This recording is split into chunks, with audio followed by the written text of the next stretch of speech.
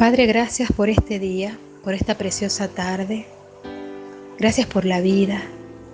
Gracias, Señor, por todas las bendiciones que nos das diariamente, por el vestido, por la comida, por la casa, por las amistades, por nuestros familiares que aún están vivos. Mientras estén vivos hay esperanza.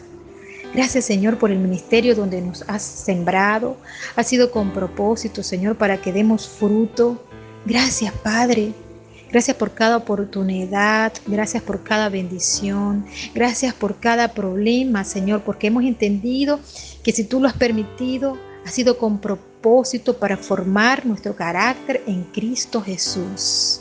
Te pedimos, Padre, que seas ahora tú, por medio de esta enseñanza, quitando todo aquello, toda piedra, toda raíz que no permite que la palabra caiga y esa semilla dé fruto.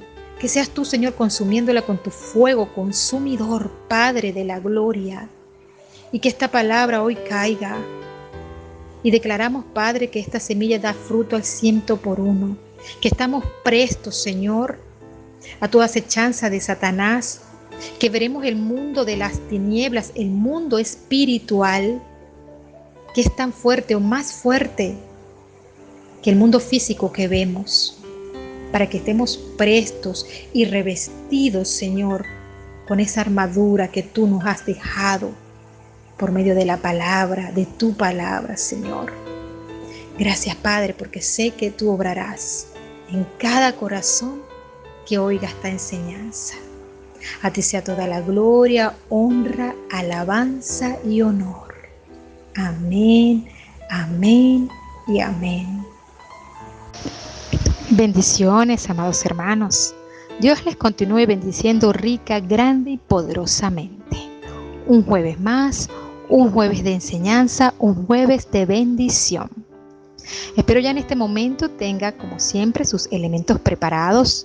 Ya sabe, la Biblia, su cuaderno, su lápiz, su tacita de té o de café. Pero primeramente venga con un corazón dispuesto a recibir esta enseñanza que viene del cielo. Y se titula esta parábola, esta nueva parábola que el Señor nos trae, yo la titulé El peligro de un corazón vacío. Y se encuentra en el Evangelio de Mateo, capítulo 12, verso 43 al 45. Bien, espero que ya la tenga. Se titula bíblicamente, como ya lo puede corroborar, El espíritu inmundo que vuelve. Dice la palabra: cuando un espíritu maligno sale de una persona, va por lugares áridos buscando descanso sin encontrarlo. Entonces dice: volveré a la casa de donde salí. Cuando llega, la encuentra desocupada, barrida y adornada. Luego va y trae otros 7 espíritus más malvados que él y entran a vivir allí. Así que el estado postrero de aquella persona resulta peor que el primero. Así le pasará también a esta generación malvada. Ay, ay, ay. Podemos ver que nuestro Señor, después de condenar a esta generación perversa e incrédula, el Señor habla del peligro que corre un corazón vacío, un corazón que no se deja llenar de la gloria de Dios. Ya estos fariseos y escribas habían murmurado en su contra. Habían planeado la forma de cómo deshacerse de él. Y por último, atribuían a Satanás el poder que habitaba en su persona para sanar y echar fuera demonios. Lo habían acusado de tener un demonio dentro de sí, pero todo lo contrario, porque en su persona habitaba el poder del Espíritu Santo, por medio de quien hablaba y realizaba todos sus prodigios y señales. Dice el Evangelio de Lucas, capítulo 4, verso 18. El Espíritu del Señor está sobre mí, por cuanto me ha ungido para dar buenas nuevas a los pobres. Me ha enviado a sanar a los quebrantados de corazón, a pregonar libertad a los cautivos y vista a los ciegos, a poner en libertad a los oprimidos. Paradójicamente, resulta que estos hombres que acusaban a Jesús de tener un demonio eran los que posiblemente estaban poseídos, y no por uno, sino por varios, ya que sus corazones se encontraban vacíos y secos, el lugar preferido para que estos espíritus inmundos habitasen. Pero nuestro Señor Jesucristo respondió esta acusación ridícula y blasfema, advirtiéndole que estaban demostrando ser hombres malvados que hablaban desde sus corazones corruptos. Aquí, en esta parábola, podemos ver cómo el Señor nos enseña que hay formas en las que los demonios operan en el ser humano. El ser humano que no se arrepiente y que no se somete a la palabra de Dios. Dice el Señor, cuando el espíritu inmundo sale del hombre. Hay varias interpretaciones para este versículo. Una de ellas, la que considero principal, es la que el hombre nace en pecado y por ende trae consigo un espíritu inmundo. Y solo cuando acepta a Jesucristo es que el espíritu inmundo sale, pero se queda en expectativa, observando por si tiene una oportunidad de ver nuevamente su casa, de volver nuevamente a su casa. El Señor aquí nos está hablando de la importancia de cuidar el corazón, para que aquel espíritu no vuelva y sea peor. La casa es tu corazón. Hermano, tú eres una casa donde pueda habitar el Espíritu Santo o donde pueda habitar espíritus inmundos. Cuando dejas las cosas de Dios, te constituyes en una casa desocupada y por ley natural, los vacíos se llenan con rapidez. Donde no hay lo bueno, se presenta lo malo. Si tú no quieres que Cristo reine en tu corazón, allí tiene que reinar Satanás. Si no quieres la verdad, tienes que conformarte con la mentira. Si no quieres el amor, tienes que aprender a odiar tanto a los demás como a ti mismo. Si no quieres ir al cielo, tienes que ir al infierno. Si no quieres compartir con los hermanos de la fe, tienes que compartir con incrédulos como hermanos. Por esa dureza de corazón, Dios les envía un poder engañoso para que crean la mentira, a fin de que sean condenados todos los que no creyeron a la verdad, sino que se complacieron de la injusticia.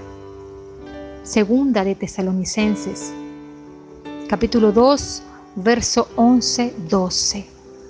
Amados, todo aquel que no desea que Jesús reine en su corazón, entonces tiene que ser sincero, va a reinar otro, y ese otro es el adversario. Así le pasó al rey Saúl, que por su desobediencia fue desechado como rey. El Espíritu de Dios le fue quitado y un espíritu malo de parte de Dios le atormentaba. Primera de Samuel, capítulo 16, 14. Y quiero aclarar un punto porque sé que no solo lo oirán hermanos en la fe, sino que también a su tiempo lo oirán personas que aún no le han recibido a Cristo en su corazón.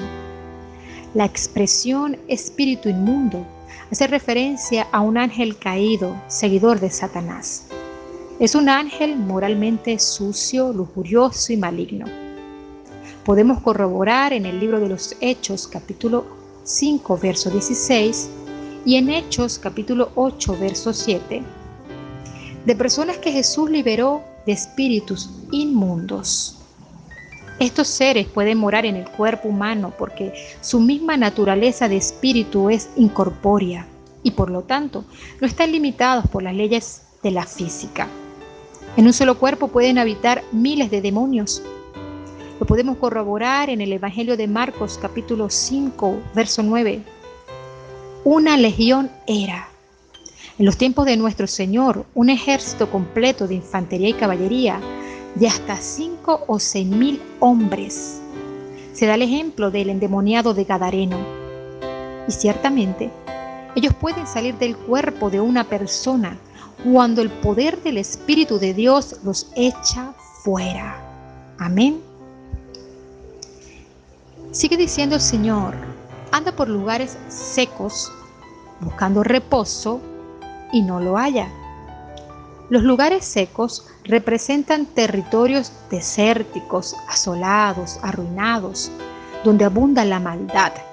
Entre paréntesis, buscando reposo. Los demonios solo descansan cuando entran en un cuerpo. Lo podemos ver en esta historia del endemoniado de Gadareno. Pidieron habitar en un hato de cerdos. Los demonios que son echados fuera de una persona comienzan a buscar reposo. Pero la idea en el original es que se preocupan por encontrar un lugar de refrigerio. Ellos comienzan a demandar un lugar en donde ya cese su búsqueda y su vagar. Buscan un lugar de recreo. ¿Cuál lugar será ese? Entonces dice: volveré a mi casa de donde salí. Los demonios consideran su casa los cuerpos que viven en pecado, los cuales lo pueden dominar para hacer sus perversidades y sentirse a gusto. ¿De dónde salí? Otra posible traducción: ¿de dónde huí? Los demonios fueron reprendidos por Jesús y le decía Jesús a los demonios que no volvieran a entrar a ese cuerpo. Evangelio de Marcos, capítulo 9, verso 25. Note algo, amado. Todo va a depender de la obediencia a Dios de parte del que fue libertado. Se dice a sí mismo que debe volver a su casa, a su morada, a su templo de donde había salido. Entonces me parece que los demonios solo encuentran reposo, refrigerio y recreo en el cuerpo de un ser humano. Su alimento está en el cuerpo y en el alma humanos. Fuera de ahí, todo es árido y seco para ellos. ¿Lo puede ver? Medítelo. Entonces, ¿de qué se alimenta un espíritu inmundo? Ay, ay, ay. Sigue diciendo: y cuando llega, la halla desocupada, barrida y adornada. Los demonios intentarán regresar al cuerpo de donde fueron expulsados, pero la diferencia está cómo ellos hallan la casa. Jesús le dijo al paralítico que él sanó, que no pecara más, para que no le aconteciera algo peor. Evangelio de Juan, capítulo 5, verso 14. Amado, si no hay arrepentimiento y se continúa en pecado, vendrá consecuencias peores a nuestras vidas. Véalo así, entre paréntesis: desocupada. La encontraron desocupada. Representa un hombre vacío, sin el Espíritu Santo que llene su vida. Y todo por su desobediencia al no someterse a la palabra de Dios luego de ser libertado. Resulta que el espíritu inmundo descubrió que el hombre había hecho un hogar muy cómodo para regresar. Podemos decir que al parecer el hombre había hecho algunos cambios morales en su vida. Había limpiado su comportamiento, incluso puede haber agregado algunos nuevos hábitos religiosos y prácticas espirituales. Pero a pesar de todo lo que se hizo para limpiar, todavía no había nadie más que residiera en él. El ser interno de este hombre era un vacío espiritual, y el demonio volvió y la encontró desocupada, barrida y adornada. Ay, ay, ay, ¿barrida de qué? Barrida de la palabra de Dios. No encontró allí la palabra. Adornada. Esto refleja a la persona que intenta una mera reforma moral, pero se niega a ser la morada del Espíritu Santo. La reforma moral, aparte de la regeneración, no produce buen resultado y termina en un estado que es peor que el anterior. Amados hermanos, no seamos casas desocupadas. si no vamos a ocupar nuestras mentes de las cosas del Espíritu. Romanos 8, del 1 al 11, y ser templos de Dios. Primera de Corintios 3, versos 16 al 17. Volveremos a enredarnos en las contaminaciones del mundo. Primera de Pedro, capítulo 2, verso del 20 al 22. Si no vamos a perseverar, amados, en la doctrina de los apóstoles, en la comunión unos con otros, en el partimiento del pan y en las oraciones, volveremos a desocupar nuestra casa. Amado hermano, no hacer cosas malas no es suficiente, sino para ser una casa habitada por el Espíritu, tenemos que dejarnos guiar por el Espíritu, yendo donde Él quiere y haciendo lo que Él quiere. No hacer nada malo es malo porque no estamos haciendo lo bueno. El Señor nos recuerda, porque no estamos luchando contra poderes humanos, sino contra malignas fuerzas espirituales del cielo, las cuales tienen mando, dominio sobre el mundo de las tinieblas que nos rodea. Efesios capítulo 6, verso 12. Satanás y los demonios ejercen poder en contra de los creyentes. Ellos son seres espirituales de maldad, más poderosos que los seres humanos. Así que solo Cristo nos puede guardar de su poder destructor. Un cristiano está protegido de que Satanás le toque para muerte y condenación. Pero el creyente está expuesto a sufrir la influencia de Satanás y de los espíritus inmundos. Téngalo presente, amado hermano, para que Satanás no gane ventaja alguna sobre nosotros, pues no ignoramos sus maquinaciones. Segunda de Corintios, capítulo 2, verso 11. Dice también la palabra del Señor: sed sobrios y velad, porque vuestro adversario el diablo, como león rugiente, anda alrededor buscando a quien devorar. Primera de Pedro, capítulo 5, verso 8. El espíritu inmundo puede salir y entrar de la vida de una persona cuyo corazón esté vacío. En este caso, Cristo no habita ahí, porque habla de un vacío. Y si ese corazón no se llena del Espíritu Santo, su corazón será objeto nuevamente de la esclavitud espiritual. Según Jesús, el postrer estado de aquel hombre viene a ser peor que el primero. Qué cosa tan terrible y peligrosa es esta. Porque como Jesús nos dice, entonces va y toma consigo otros 7 espíritus peores que él, y entrados moran allí. Santo, cuando el demonio vuelve a la casa y la encuentra vacía, ahora está más confiado en permanecer en su casa porque la considera suya. Si una persona es libertada de demonios y no se arrepiente y no se somete a la palabra de Dios, va a caer nuevamente en la esclavitud del mal. Y su estado será peor porque estarán a su cuerpo demonios más malignos que el que estaba para hacerse dueño de esa casa. Y el postrer estado de aquel hombre viene a ser peor que el primero. El estado de un hombre cautivo por segunda vez por los demonios viene a ser peor. ¿Por qué? Porque tiene mayor cantidad de demonios para ser dominado y subyugado para el mal. Sigue diciendo el Señor: así también acontecerá a esta mala generación.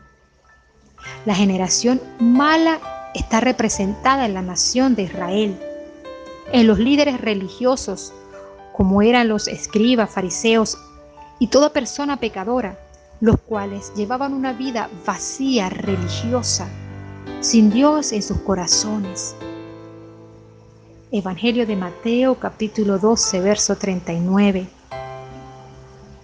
Cabe destacar que también se aplica a toda nación que no tenga a Cristo como el dueño de su casa, como la prioridad.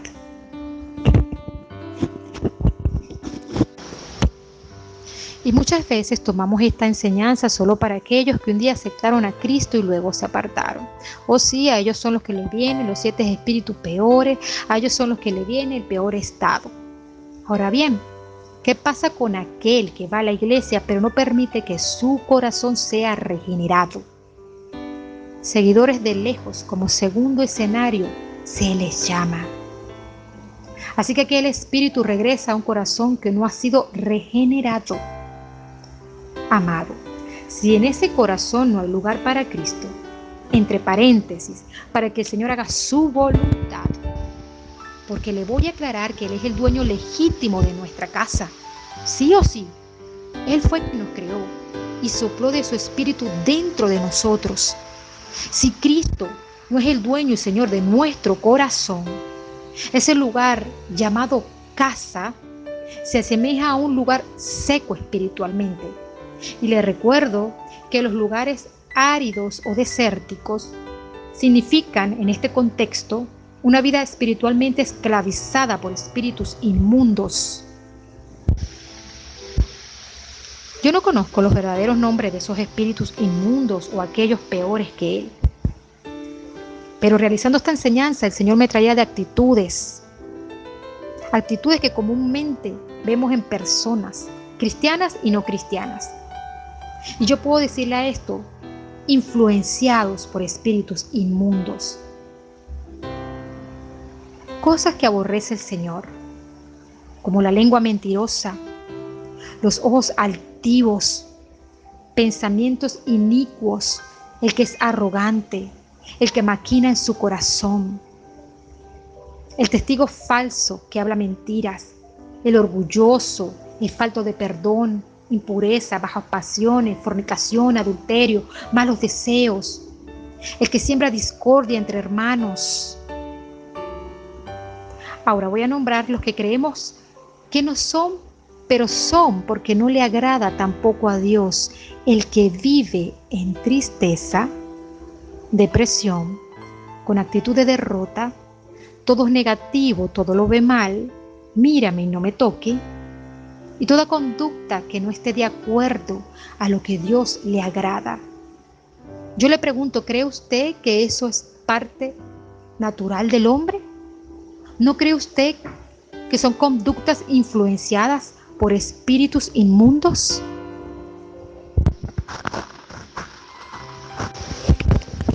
Creo que el cristiano que solo va a una iglesia los domingos, los martes, miércoles, los jueves, cuando los pastores designen que deben ir, pero realmente solo van para calentar una silla y no para que el Señor quite de sus corazones todo aquello que es estorbo para que Él more allí.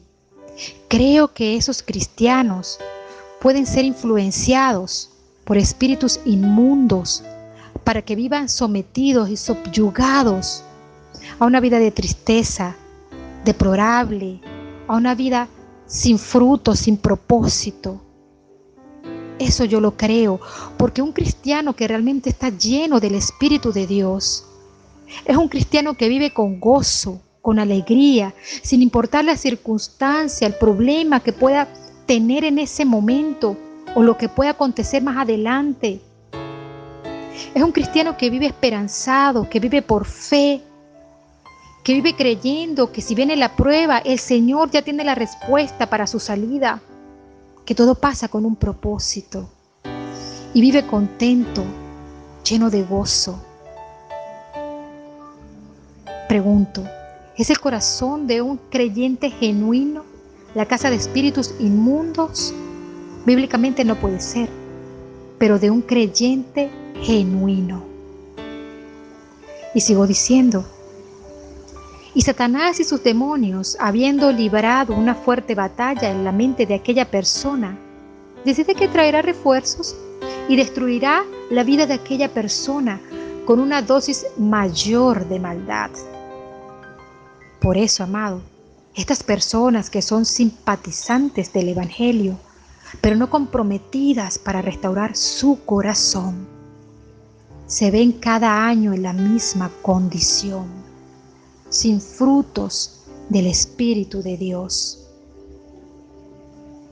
Para comprender la dinámica de la influencia de los poderes de maldad, amado, para entender este proceso de regeneración de las almas, el Señor me muestra esta parábola, la parábola del sembrador. Cuando alguno oye la palabra del reino y no la entiende, viene el malo y la arrebata, y arrebata lo que fue sembrado en su corazón. Este es el que fue sembrado junto al camino. Y el que fue sembrado en pedregales, este es el que la oye la palabra, y al momento la recibe con gozo, pero no tiene raíz en sí, sino es de corta duración, pues al venir la aflicción o la persecución por causa de la palabra, éste tropieza. El que fue sembrado entre espinos, este es el que oye la palabra, pero el afán de este siglo y el engaño de las riquezas ahogan la palabra y se hace infructuosa. Mas el que fue sembrado, aquel que fue sembrado en buena tierra, este es el que oye y entiende la palabra y da fruto y produce a 100, a 60 y a 30 por uno. Evangelio de Mateo, capítulo 13, verso del 19 al 23. Amado, la descripción del comportamiento de las personas expuestas a la palabra de Dios son claramente identificadas por Jesús en esta parábola. Aquellos que tienen contacto con la purificadora palabra de Dios, pero no permanecen en ella, por los 3 motivos ya señalados en la parábola, volverán a un estado peor de pecado y de postración. Se nos ha enseñado, y creo, que el cristiano que ha aceptado a Cristo no puede ser poseído, lo que se dice posesión demoníaca, pero sí creo que puede ser influenciado